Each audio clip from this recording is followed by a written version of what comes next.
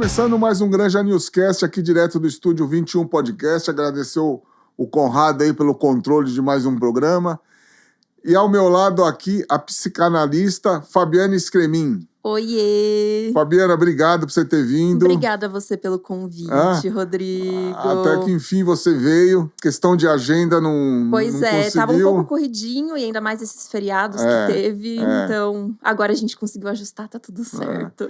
Fabi, muito obrigado. Fabi, me conta, você é psicanalista, né? Psicanálise. Qual que é a diferença de psicanálise, psicóloga, psiquiatra? Essa realmente é uma dúvida muito comum. Então, o que acontece? São 3 formações diferentes. O psiquiatra, ele é médico. Então, ele que pode passar medicamentos antidepressivos, ansiolíticos e afins, dependendo da sua patologia. Igual você chega no cardiologista, ele vai receitar alguma coisa para consertar aqui algum neurotransmissor, alguma coisa que não tá certa. E aí vai depender da técnica de cada médico receitar ali o medicamento para a sua patologia específica. A psicanálise, ela é uma formação posterior. Normalmente, ela é uma pós-graduação. Agora existe uma graduação em psicanálise, mas é a única no Brasil. E a psicanálise, ela é normalmente exercida por psicólogos. Então, podem existir psicólogos que são psicanalistas também, ou psicanalistas que fizeram algum outro curso de ciências humanas, tipo história, tipo ciências sociais, filosofia, sociologia. Por exemplo, o Leandro Carnal, ele também é psicanalista e ele é historiador, igual eu. Eu também sou historiadora. Você é formada em História também? Sou formada em História, então eu fiz 4 anos de graduação em História pela PUC. E aí, 4 anos de graduação pela Escola de Psicanálise e Filosofia de Psicanálise. Então, Escola Brasileira... Como é? Associação Brasileira de Filosofia e Psicanálise. Isso, é um nome complexo. E aí, eu fiz 4 anos de pós-graduação em psicanálise, estudando só psicanálise. Você começou com História, né? Comecei com História. Na real, eu entrei na faculdade com 17 anos, nada a ver. Eu fiz Economia até o 4º ano, são 5 anos de Economia. E nada a ver. Eu estagiei e eu tava um pouco perdida. E eu sempre quis fazer História, só que eu fui pra Economia meio por dinheiro. Só que dinheiro não traz felicidade. Óbvio, traz felicidade. Boletos pagos trazem felicidade, mas não é tudo, assim. Então, comecei a estagiar em multinacional. Odiei o ambiente corporativo. Odiei. Aí não, tá bom, tá me adoecendo de fato. E eu vou realmente fazer algo que eu amo, que eu gosto. E aí eu fui pra História, que era o que eu sempre quis fazer. E aí, psicanálise foi uma consequência que eu tô amando, que eu me sinto realizada e que eu vou atender cada paciente, assim, dando o máximo de mim e tentando me doar ao máximo para tentar resolver o problema daquela pessoa. Você estava me falando que a psicanálise que te chamou, não foi? Que me chamou, foi. Como foi isso? Então, foi... É até engraçada a história, porque... Eu tenho os meus próprios problemas, eu faço terapia desde criança, porque eu tinha alguns problemas... A gente começa assim, né? Na escola a gente tem alguns problemas de aprendizado, A criança é assim, normalmente. Quando tá afetando o desempenho escolar, normalmente tem um sinalzinho vermelho ali. E aí eu fiz Escola da Granja. Eu acho que o Alexandre veio aqui também, não veio? Não, ainda não. Ainda não? O Alexandre da Escola da Granja? Não chegou ainda. Nossa, você tem que chamar ele, porque a Escola da Granja, assim, sei lá, acho que são mais de 50 anos de tradição, né? Sim. Então, ele vou pedir você fazer essa ponta aí. Ele vai ter histórias muito boas pra contar, inclusive. E a escola foi muito parceira, assim, da família, me chamando minha mãe pra conversar. E falar, acho que ela precisa de um acompanhamento com um psicopedagogo. Tá. E aí, eu comecei aí minha jornada de autoconhecimento. Quando eu tinha, sei lá, tipo, uns 8 anos. E aí, eu não parei mais. Só que era pra mim. Era pra minha melhoria, não era para a melhoria dos outros. Até então. E bom... eu tava, depois desse período que eu saí da economia, que eu tava um pouco perdida no que fazer, eu entrei num período depressivo bem grande. Foi onde também eu descobri meu diagnóstico de bipolaridade, porque eu sou bipolar tipo 2, que é o tipo mais difícil de diagnóstico de dar.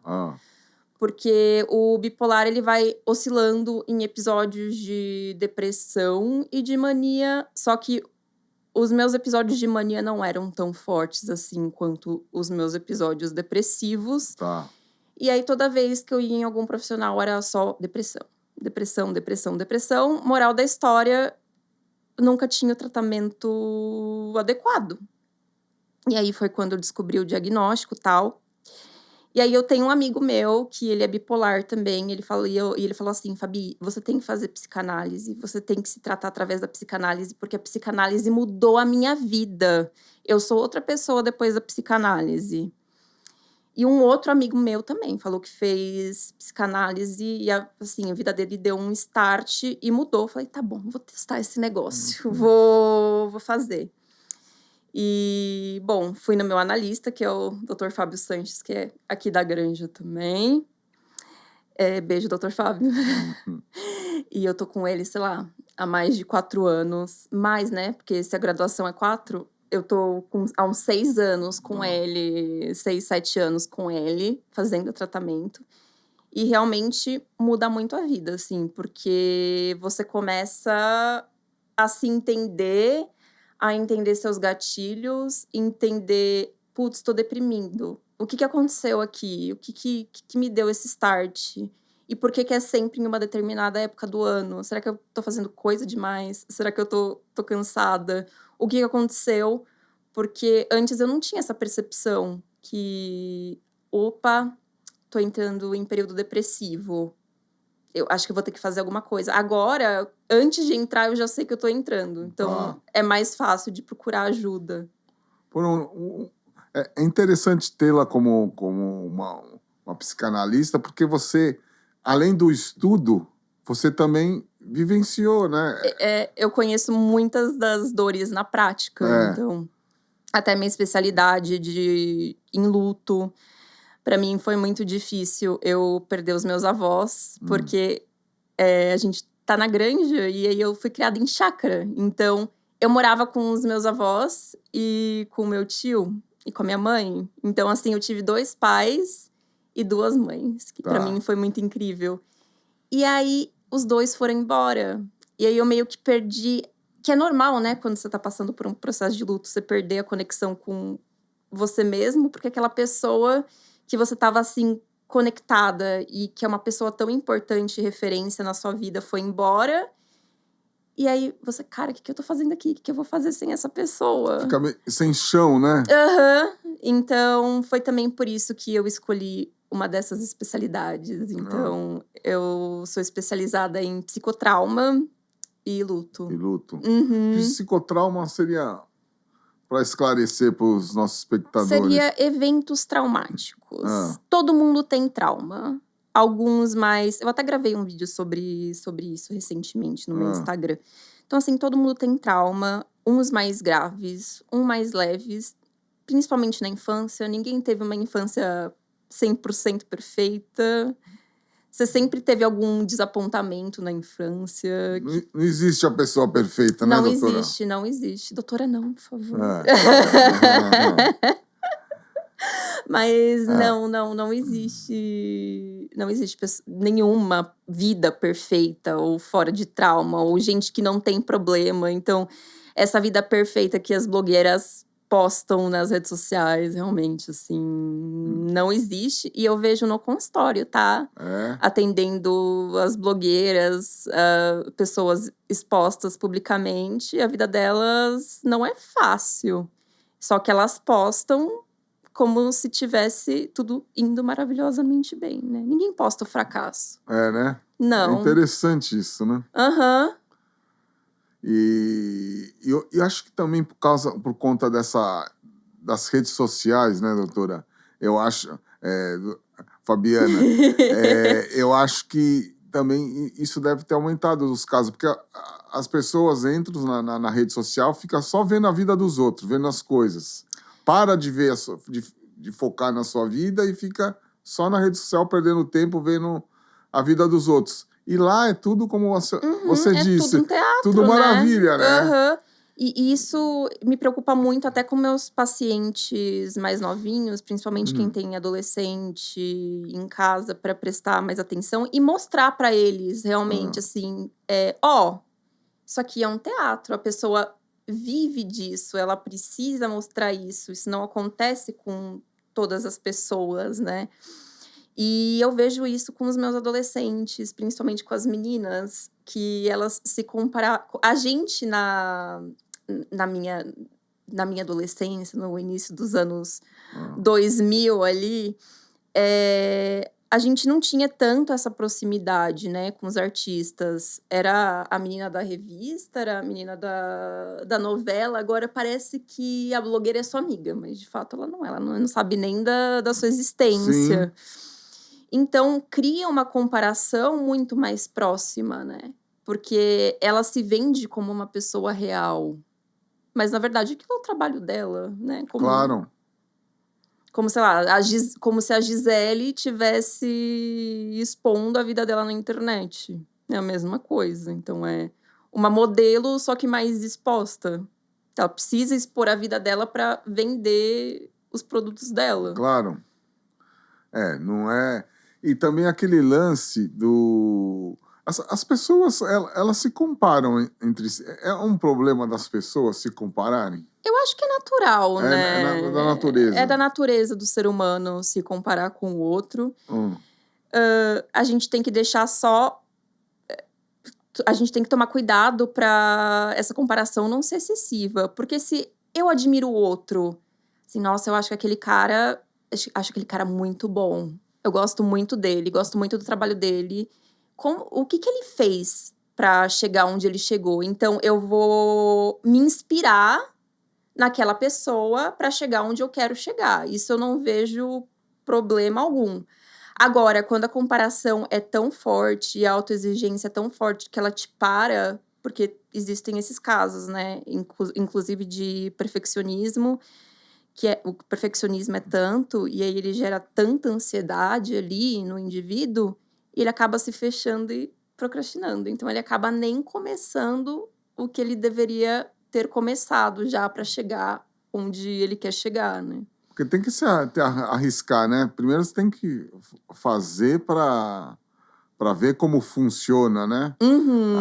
Para depois você ter parâmetros para análise, né? Sim. A pessoa nem começa, como vai falar se deu certo? Porque as pessoas escutam muito as outras também, né? Você fala, eu vou abrir tal negócio, eu vou fazer tal coisa. Aí sempre tem isso não vai dar certo, isso não é para... Pode dar certo e pode não dar certo, pode dar super certo também, né? Vai que você vira um baita do empresário aqui da região. Só que sem começar, você não vai chegar a lugar nenhum. Isso que é um problema também, né, doutor? As pessoas... a crítica atrapalha muito, né? Atrapalha, principalmente quando você pede conselho pra pessoa errada, né? Porque o que tem de gente invejosa por aí... Tem, né? Porque, assim, é muito mais fácil eu culpar outra pessoa por alguma coisa que aconteceu de errado comigo. Então, eu dei errado no trabalho porque você não quis ir comigo quando eu ganhei aquela promoção. Eu precisava mudar de estado, já aconteceu isso comigo. E aí meu marido não foi, e aí eu não quis perder o casamento, e aí eu fiquei. Só que eu fiquei estagnada.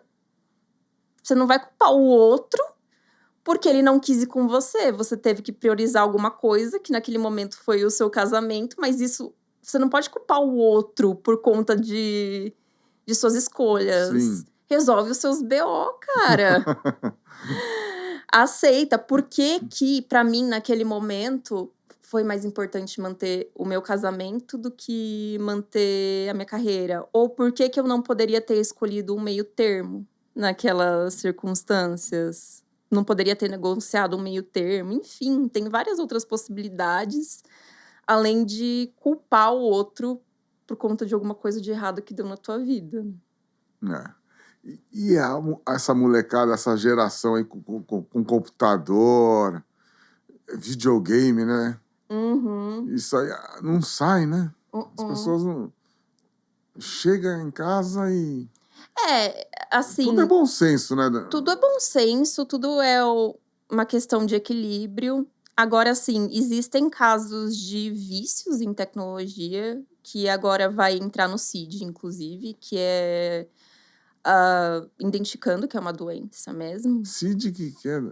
Classificação Internacional de Doenças. Então, os profissionais da saúde se reúnem e classificam novas doenças. E não sei se você já reparou quando você vai no pronto-socorro, tá lá CID, não sei o quê, ponto, não sei o quê. Então, qualquer lugar do mundo que você for, vai ter aquela mesma classificação para aquele tipo de doença específica. E agora, vício em tecnologia é uma delas, que é tratado basicamente da mesma forma que qualquer outro vício que a gente tenha. E aí, assim, tem casos de vícios que eu já vi de adolescente, inclusive, que a menina não ia escovar dente, ela não levantava para ir fazer necessidades básicas, não levantava para comer. Ela ficava um vegetal só no telefone. Então, assim, isso é bem preocupante. Bem preocupante mesmo. Que hora que a gente vê que a pessoa tá precisando de um tratamento? Eu acho que é justamente isso, assim, quando ela deixa de ter vida social e deixa de fazer as atividades básicas para ficar na frente da tela ou na frente do computador, do telefone, do videogame, qualquer que seja. Então, ela prefere de todas as formas não ter uma vida social, não se alimentar, às vezes acontece também, às vezes a pessoa não vai tomar banho, às vezes a pessoa não vai escovar o dente, não vai fazer o básico, porque a tela é mais forte do que ela. E tem casos também das pessoas de comida, né, que não quer comer, né? Tem, são distúrbios alimentares. Mas aí é uma outra questão. A gente pode ver, por exemplo, a compulsão alimentar e a bulimia podem, dependendo do caso, ser considerados vícios também. A anorexia é uma outra questão, né? A pessoa deixa de comer, mas normalmente é por conta... Todas essas questões alimentares, elas são derivadas por algum motivo específico, por algum trauma, por alguma questão. Que aí entra o seu trabalho, entra né? Entra o meu trabalho. Então, às vezes, a pessoa nem sabe por que ela começou a fazer aquilo ali, a ter essa prática.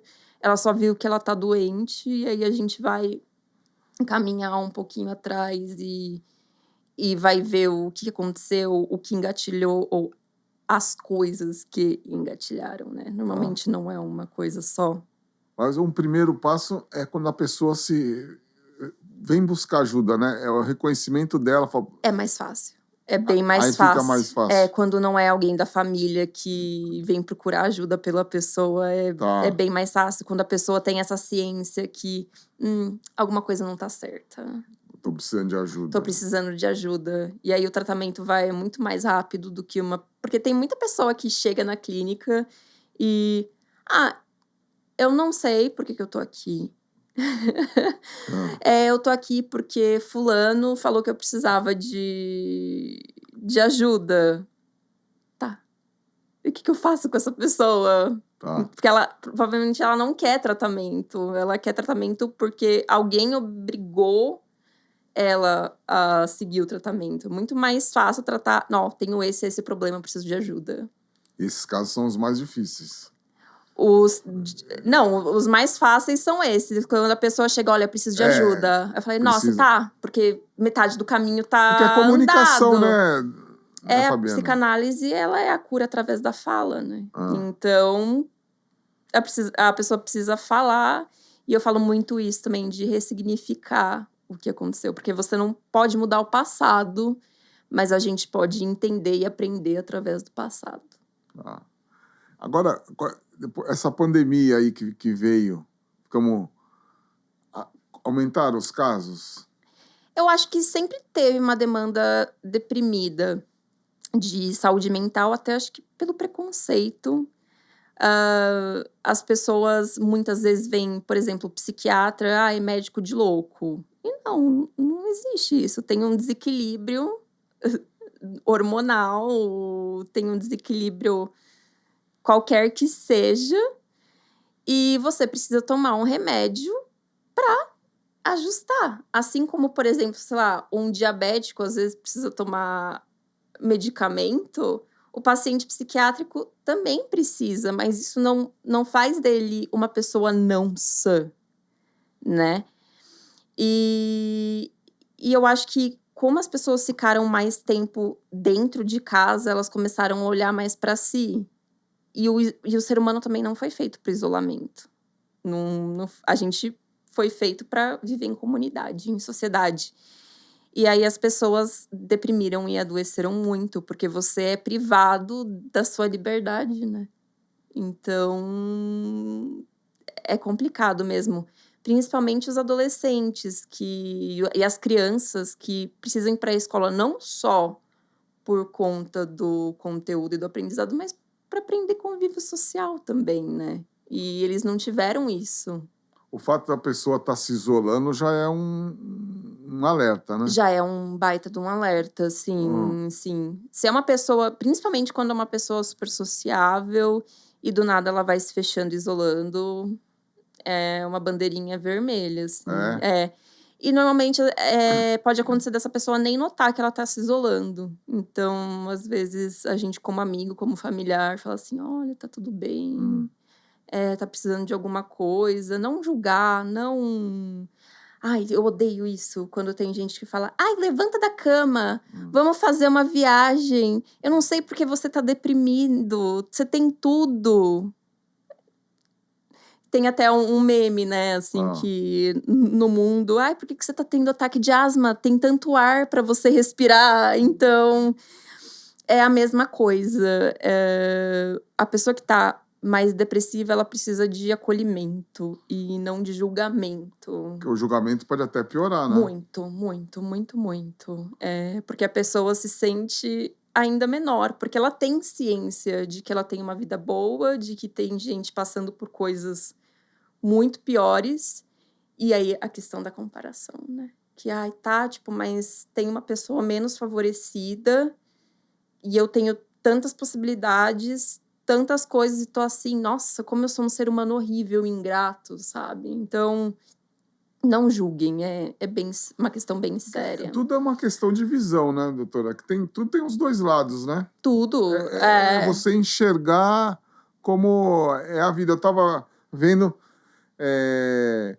tem um livro, a pessoa estava no campo de concentração, mas você vê como era a cabeça. E foram essas pessoas que se salvaram. É questão da cabeça também, né? E ela falou, eu estou aqui, mas eu estou sofrendo, mas a minha família não está, eu estou por elas. Ai, que lindo! Então, assim, eu acho que a cabeça é tudo, né? É tudo, mas assim, também a gente não pode julgar aquela pessoa que tá passando por situações extremas e cai. Tá. Porque é do humano também, né? Cair, e aí a gente levanta um pouquinho, ou fica mais um pouquinho no chão por um tempo, aí depois ergue de novo. Esses altos e baixos fazem parte do ser humano. Não tem como. Que tem pessoas que aquelas que querem segurar o piano, né, doutora? Ai, não tem como, né? As pessoas zen demais, né? Ai, não, tudo gratiluz, tudo gratidão. Calma, amor, não é assim. Você tem o direito de ficar com raiva, você tem o direito de ter ódio, você tem o direito de ter reações negativas na sua vida também. Porque eu falo muito isso até para os meus pacientes. Quando você tá feliz, quando tá tudo indo maravilhosamente bem na sua vida, você não vai olhar para si, né? Você vai no flow. Porque, tá tudo maravilhoso, tá tudo ótimo, minha vida é linda, tudo é lindo. Quando tá acontecendo alguma coisa de errada, parece que o universo dá uma porradona, assim, fala, olha pra você agora. E aí, você, opa, tá, o que aconteceu? Por que eu tô assim? O que houve? Onde que eu me perdi? Então, é mais nessa questão. Eu acho que quando a gente tá no momento ruim, a gente consegue olhar muito mais para nós mesmos do que quando a gente está num momento bom, de prosperidade. Sim, porque a vida tem os altos e baixos, né? Normal. E a pessoa tem que saber, né? E às vezes esse momento baixo te faz crescer. Muito. Às vezes você tá insatisfeito com alguma coisa, que foi o que aconteceu comigo, eu falo, tá, eu vou mudar. Eu vou para uma coisa que me traga prazer. Não é nada de errado você fazer isso de sua vida e mudar bruscamente alguma atitude ou algum hábito. Que bom que a gente muda, né? Que bom que a gente muda possivelmente para melhor, espero eu. Que eu sei que teve casos, e aí são reais, eu não vou falar o nome das marcas, mas teve uma pessoa que foi tentar trabalhar em uma montadora, essa montadora grande de carros, rejeitou a pessoa, ele falou, e ele abriu a dele e é tão boa quanto essa que foi rejeitada. Meio vingança, assim, né? Que vocês querem ver, vocês me rejeitaram, peraí. Não sei se for vingança, mas o caso dela, ela se superar, né? Ela recebeu uma rejeição, mas mesmo assim ela correu atrás. Sim. E foi, né? E tudo na vida pode dar super certo ou super errado também, né? Moral da história. Mas se você não tentar, não tem como não chegar em algum lugar. Então, porque a pessoa também não tem o medo do fracasso, né? O medo do fracasso, o medo da rejeição. Normalmente tá ligado com alguma coisa ali da infância, né? Provavelmente. Sempre tá ligado. Trauma sempre, na maioria das vezes, tá ligado com alguma coisa ali que aconteceu na sua infância. Mas você sabe, eu sou o dono do jornal, né? Tô com o podcast aqui com o Conrado, agradecer o Conrado aqui. Gostou do estúdio aqui? Amei, tá lindo, Conrado. Parabéns. Cara da granja esse chalézinho Não, aqui, é muito gostoso, é muito confortável. Eu até falei pra vocês, mas eu não queria dormir aqui. Porque aqui você não escuta... Você não escuta nada. Teve um dia que teve uma baita de uma chuva, tava até Guilherme gravando com o Guilherme de Xês Maria. Guilherme, aproveitar e te mandar um abraço aí. E nós não escutamos lá fora. Mas eu falo, porque a gente está aqui no estúdio, tem um jornal de entregar tal, tem um glamour essa profissão, né? Mas a pessoa só vê esse lado, o glamour. Agora ele não sabe que pode ver, doutora. Quando eu estou entregando o jornal, se estiver chovendo, saiba, o Rodrigo está lá entregando o jornal. A pessoa não vê esse lado, né? A pessoa não vê o quanto você batalhou para chegar onde você está, né? Aquele ditado, não vê, só vê as pingas que tomamos, não vê os tombos, né? Pois é, mas é a mesma coisa. Acho que em qualquer carreira tem isso, né? Na minha carreira também, eu vejo, porque o psicanalista no consultório, mas peraí, não é. O consultório é só uma parte do meu trabalho. Porque na maioria das vezes eu não tô nem arrumada nem nada, eu tô fora da clínica, toda esculhambada, no meio de livro, lendo as minhas anotações de clínica para estudar caso de paciente para ver como que eu vou ajudar ele depois. Então, meu trabalho só começa ali na clínica mesmo. E aí depois nos bastidores que eu vou meio que dando o corpo do trabalho. Porque você tem que estudar para a próxima sessão, né? Uhum. E às vezes até estudando, assim, literatura, alguma coisa, me dá algum insight. Putz, isso aqui é tal paciente. Olha, é todinho esse paciente. Então, você tem que sempre estar atualizado, lendo e Você é estudando. estudiosa, né, Fabiana? Tem que ser. Hã? Tem que ser. Não tem como seguir qualquer carreira, eu acho que, da saúde sem gostar de estudar. Porque tá sempre Sempre mudando, né? sempre movimentando. A vida é mudança, né? Uhum. E as pessoas muito se prendem na psicanálise. Eu amo Freud, eu vou dizer. Mas, assim, na psicanálise de 100 anos atrás. E acho que é um dos desafios da psicanálise hoje em dia é trazer esses ensinamentos dos nossos pioneiros da psicanálise e trazer para a modernidade, né? Se eu não me engano, era até Freud que falava, né, que o ser humano também é moldado pela sociedade que ele vive. Então, a gente tem que... E isso também, como historiadora, me ajuda muito. Porque eu entendo a parte da psique da pessoa como psicanalista e a parte do contexto da sociedade como historiadora. Então, juntou o útil ao agradável, assim. Isso já é um ponto a mais. É um plus, Aham. É um ponto a mais. Tanto que as pessoas falam, nossa, mas nada a ver você ir de história para psicanálise. Cara, tudo a ver. Eu tô estudando a mente humana junto com a inserção daquela mente dentro de um contexto social. Tem tudo a ver, tudo a ver. Não, isso é muito legal. Uhum. Também tem aqueles lances, também aqueles casos de vícios, né? De álcool, de drogas. Uhum. Normalmente é uma válvula de escape para alguma questão, né? Então, é totalmente consciente ou muitas vezes inconsciente. Então, alguma dor, vou falar aqui popularmente, vamos dizer que é uma dor na alma muito grande, que a pessoa não soube curar, e aí ela vai descontar em algum vício. Porque muito disso vai pela... Eu acredito que é a cultura das pessoas, né? Eu falo isso que nem... minha esposa trabalhou para uma grande multinacional. Uhum. E os brasileiros se vestiam, o jeito de agir é uma forma. Uhum. E eu ia buscar os diretores dos Estados Unidos, eu ia buscá-los, né? É diferente o jeito de se vestir. É tudo diferente, a forma de pensar. Né? Acho que cultura também tem muito a ver, né? Tem muito a ver, porque, por exemplo, se você for ver na questão materna e paterna, lá olhando para um contexto norte-americano, com 18 anos você já tem que sair de casa. Aqui não, aqui a nossa cultura latina, a gente abraça muitos filhos, né? Então, às vezes é meio inconcebível, por exemplo, para um brasileiro que um pai norte-americano não fale com o filho há uma semana. Tipo, não existe isso. Nossa, mas que mãe desnaturada, que pai desnaturado. Não, é cultural, né? Eles criam os filhos para o mundo.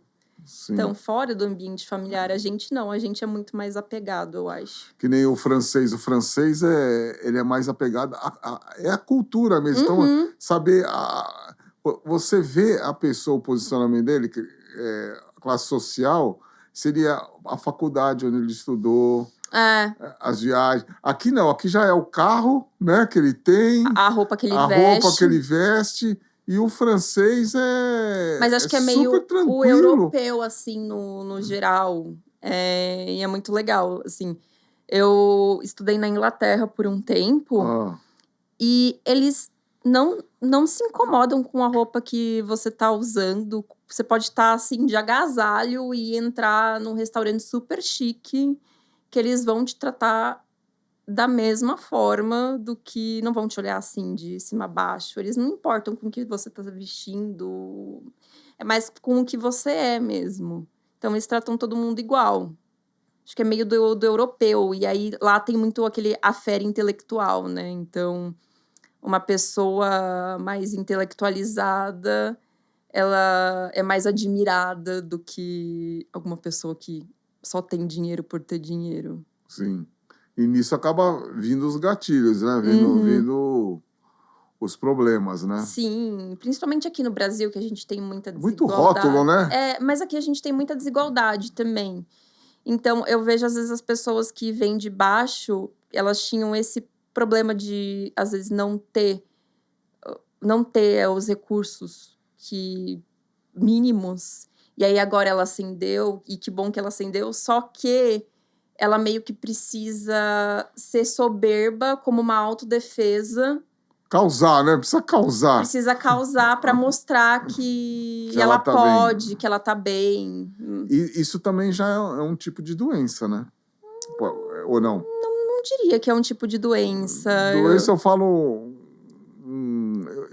eu quis dizer no sentido de ficar de olhando, porque a pessoa também só querer...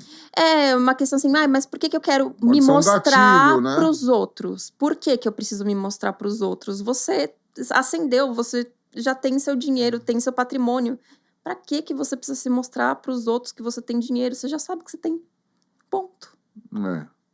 Que é essa cultura da ostentação agora que a gente tá vendo, principalmente nas redes sociais. Então, e é muito uma inversão de valores, né? Porque você não é uma pessoa admirada por conta das suas boas morais e dos seus bons costumes, mas porque você tem uma Lamborghini, porque você mora numa mansão, porque você tem, sei lá, quantos milhões de seguidores nas redes sociais, né? Então Os valores estão sendo mudados. Muito, Então, eu acredito que na verdade, eu acho que... E aí cai naquele caso que a gente tava falando da comparação, né? Que é uma comparação irreal. Porque quantas pessoas vão chegar naquele patamar? E por que eu quero chegar naquele patamar? Porque o que é muito pra mim pode ser pouco pra você e tá tudo bem. Eu sei o quanto eu preciso pra viver e o quanto eu preciso pra ser feliz. E não necessariamente é uma Ferrari ou uma Lamborghini na garagem, entendeu? Pra mim, por exemplo, a mim não é carro. Eu não tenho sonho nenhum em ter carro turbinado, porque eu não gosto de carro. Pra mim não faz o menor sentido. Então, assim, e por que você quer comprar uma Lamborghini? Então, não pode passar do 100, né? Não faz o menor sentido, entendeu? É óbvio, tem pessoas que amam o carro, que realmente gostam daquilo. Tem um vizinho meu no condomínio que você vê que ele curte mesmo, assim. Que ele vai todo final de semana, ele vai ilustrar o carro, vai limpar, ele que cuida. Você fala, não, esse cara não é ostentação, esse cara, ele gosta mesmo. Então, essa diferença, né? Pra que eu vou querer me mostrar pros outros? Tem aquele momento também do hobby, né? Que o hobby acaba sendo mais do que a família. Porque a família é tudo, né, Fabiana? Pra mim, sim. Pra algumas pessoas, não. Mas tudo bem, né? Porque realmente existem famílias muito problemáticas que às vezes é mais convidativo e melhor pra saúde mental se afastar mesmo. Assim, então, eu não julgo esse tipo de pessoa que se afasta da família. Tá. Porque às vezes fica só aquela briga não é bom, né? Principalmente assim, quando é alguma família tóxica, alguém com uma família sei lá, você cresceu num ambiente narcisista. É difícil você ficar. E eu não julgo essas pessoas que realmente vão embora, que é até pra própria proteção mental delas. Então, né? Não. Graças a Deus, eu tive a oportunidade de crescer numa família incrível. Então, eu não tenho esse... E Fabiana, dos casos aí que você tá na psicanálise aí, que você já viu, assim, o pior caso? Não necessariamente que passou lá no seu consultório. O que tá acontecendo ultimamente de mais comum? Mais comum, que é sintoma depressivo, porque várias patologias possuem sintomas de depressivo. Muitas tentativas contra a própria vida também, tô vendo, que é bem triste, que é de criança praticamente, de 16, 17 anos. Então... e normalmente elas tentam contra si mesmo porque tá acontecendo alguma coisa de errado na vida e elas querem parar com aquela dor. Não necessariamente que elas não queiram viver, mas é uma forma errada de pensar. Então, se você estiver passando por isso, procure ajuda, por favor. E assim, não se deve ter esses pensamentos intrusivos.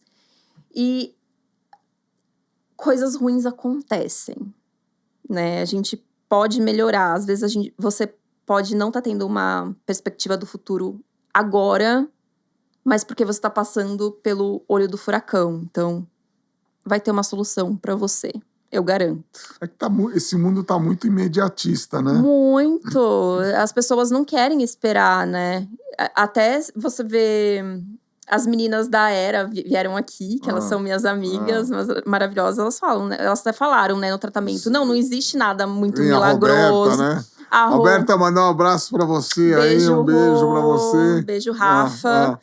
E realmente, falando assim, cara, você faz dieta, você faz academia. Então, o procedimento não vai fazer um milagre na tua vida, né? É a mesma coisa. Tem que dar tempo ao tempo pra tudo. Sim. E, Fabiana, você é daqui da Granja Viana, né? Sou nascida e criada aqui. Aham. Olha que legal. E você, a tua família tinha uma chácara, você estava me contando? Tinha uma chácara, tinha. Me conta essa passagem, que seus pais vieram da Itália? Na verdade, os meus avós, né? Eles vieram da Itália, refugiados da Segunda Guerra. E eles fugiram. Tava bem ruim a situação lá, inclusive. Todo mundo já sabe. E aí, minha avó veio trabalhar de doméstica em Santana, se eu não me engano. E o meu avô, ele foi ser feirante. Eu não lembro em que região, mas no interior. O tio dele já estava aqui no Brasil. E chamou ele para vir para ajudar e vender as jabuticabas da produção dele lá. E aí... meus avós se reencontraram aqui no Brasil. E casaram, resumindo bem a história, que é um pouco longa. E aí eles foram juntando ali um pezinho de meia. Só que aqui na Granja eles tinham chácara ali na Raposo, do lado do The Square. E onde era o The Square? Na verdade, do lado, assim. Onde tem o prédio do lado, sei. Ali era deles. E era o que dava para comprar. Então, não dava para comprar nada em São Paulo. Eles foram juntando aos poucos e foram construindo a vida deles aqui. E aqui valorizou, hein? Valorizou, né? Mas a gente não tinha nenhuma perspectiva de que ia valorizar, né? Você comentou, acho que tem na Estrada do Embu também, tinha uma outra propriedade lá, né? A gente tinha, que a gente vendeu, e que é minha casa de infância, inclusive. Rua Anápolis 415. Eu lembro até hoje. Se eu não me engano, é Jardim de Nápoles, o condomínio, alguma coisa assim. Inclusive, se alguém morar lá e puder me deixar entrar para eu ver minha casa de infância, por favor. Escrevam aí nos comentários. Mas a casa ainda tá lá. E eu sonho muito com aquela casa ainda. Vocês venderam a propriedade, você falou, tem prédios agora, Agora né? tem um edifício de condomínios, vários prédios. Acho que, eu nem sei quantos blocos são. Porque era aquelas chácaras que tinham uns terrenos bem, bem grandes mesmo. E aí a gente... eu e os primos, né? A gente corria, tipo, com o pé descalço na grama. Subia em árvore. Era super gostoso. Como era a vida?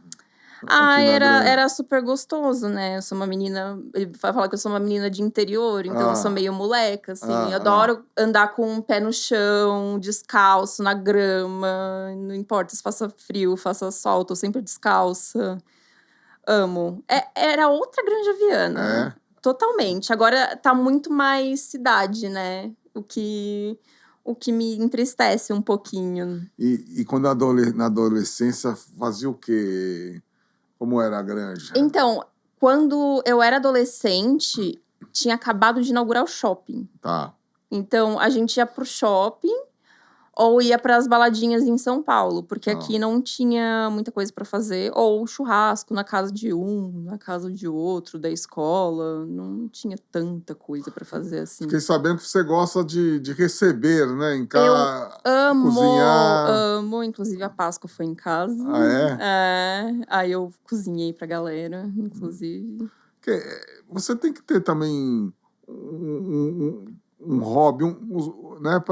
Isso faz você concentra sua energia Faz ali, total né? diferença, né? Porque se você fica só trabalho, problemas, você deixa de viver o que é prazeroso também. E aí, cada um tem um prazer diferente, tem um hobby diferente. É super importante cultivar hobby. Tanto que um dos outros gatilhos de depressão é quando as pessoas deixam de fazer o que gostam, porque realmente não dá mais prazer. Então, por exemplo, eu amo cozinhar. Então, se eu deixar de cozinhar, alguém já... Opa, tem alguma coisa estranha ali. Então... A gente tá conversando aqui, tá me lembrando, veio aqui o Fabiano, que é da Ivy Dive, e ele abriu a Ivy Dive porque ele era um grande empresário, e ele vendeu, pra você ter uma ideia, se me falha a memória, o Mercado Livre, a empresa dele, pra você ter uma ideia. Caraca! E ele entrou em depressão porque ele não tinha o que fazer mais, né? Tal, tudo que ele amava o que ele fazia. Amava. Aí apresentaram ele um mergulho, ele gostou. Ai, é ali na estrada do São do Paulo. Estrada do Capoava. Capoava, é lindo. E ele adorou, gostou dando mergulho, que abriu a escola, uma das melhores do Brasil, Fabiana. Eu falo. Mas acho que é é a única em Cotia, não Sim, é? Sim, na Granja Viana é a única, mas no padrão que ele tem, é uma das do Brasil, Que eu falo. legal! Mas tudo veio por causa também de uma depressão, e ele também achou um hobby, né? E você tá vendo que às vezes é nos momentos ruins que a gente consegue se reerguer e fazer o nosso melhor? Por isso que tem que ter, né? Não pode ser também só alegria, né? Mas porque não existe, né? Não tem como. A gente tá aqui para vivenciar todos os sentimentos possíveis. Porque nesse momento de tristeza, esse momento mais de... que você tem um crescimento, né? Com certeza, porque imagina, se ele não tivesse passado por isso na vida, onde que ele iria olhar pra si e falar assim, cara, acho que eu vou abrir uma escola de mergulho. Por que não? Em Cotia. Por que não? E agora é um super negócio de sucesso, né? Sim, não, é muito bonito. E aqui da Granja, o que você gosta de fazer aqui? Então, eu gosto muito da minha casa.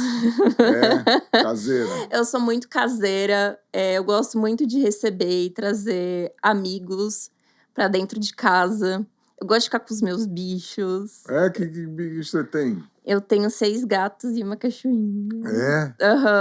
Todos resgatados. Olha que legal. E de bicho, assim, vai algum na sua casa, assim, desses... Então, no condomínio tem muito... É saruê que fala. Só que eles não entram lá. Tem, tipo, quero-quero, que eles são meio raivosos. Outro dia entrou um bebê quero-quero dentro de casa. E, assim, não era o lugar pra eles entrarem, porque tem 6 gatos. E os gatos, assim... Mas a gente conseguiu salvar o bebê quero-quero. Milagrosamente. Como também não sabemos... E ultimamente tem muita andorinha, coruja. Eu adoro coruja. Eu amo coruja. Aliás, estava o Lincoln, que era o secretário de Defesa Civil, ele mandou até um vídeo, nós publicamos, ele resgatou uma corujinha, muito bonitinha. Ai, é fofo. Eu amo acordar com som de pássaro. Os animais também eleva a energia. Parece que tudo vai para eles, né? Tem essa história do cachorro, do gato, cada um acaba sendo filtros. Dá uma olhada nisso. Eu vou olhar.